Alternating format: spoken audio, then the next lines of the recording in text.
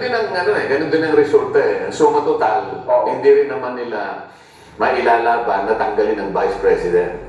Para sa akin, makakabuti na itigil na lang. Okay. Ngayon, kung anong kaparaanan ang gusto nilang gawin, marami namang paraan eh. Alam nila. Yun ang gusto natin ipaliwanag sa Biyernes. Kung sakasakali wala pang may makakapagpaliwanag mula ngayon hanggang sa Biyernes. Kasi ang 11, ano ba papatayin mo 11? Ang 11 daw po kasi doon ang babasahin yung articles of impeachment, di ba? Oo, hindi pa naman matatapos doon eh. Babasahin lang naman yan.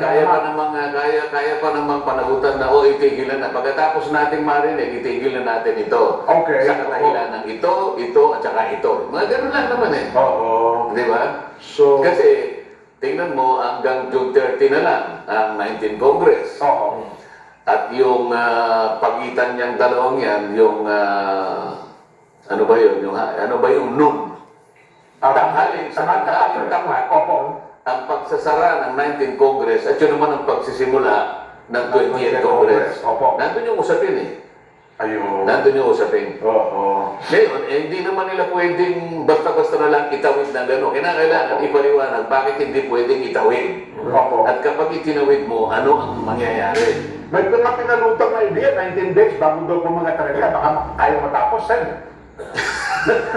Paano mo gagawin yun kung ang pag-uusapan ay sa harap ng proseso? Halimbawa, sa proseso ng impeachment at saka yung trial ng impeachment, bibigyan mo na 10 araw yung magkabi ng panig. yung Vice Presidente na siya yung subject matter ng impeachment trial ng 10 taon, 10 araw. At pagkatapos, merong reply na gagawin yung prosecution kung gusto nilang mag-reply. At magkakaroon pa ng pagsusuri doon kung kailangan nilang baguhin yung impeachment rules, kailangan pa yung publication. Ibig sabihin, merong proseso administratibo bago ituloy ito. Paano mo ngayong tatapusin hanggang 30 lang? Paano mo tatapusin? Hindi ka mo magpipresenta ng ebidensya. Doon magsisimula eh. Alam nga namang isang araw nagpresenta ka ng ebidensya. At pagkatapos yung depensa, isang araw din nagpresenta. Malay mo, kung ayaw pumayag ng depensa, hindi. Kakailanganin namin ng 30 araw at the very least para ilaban namin na walang kakwenta-kwenta itong impeachment na ipinay. Kasakarapatan nila yun eh. Kahit paano mong kwentahin, hindi kaya na hindi.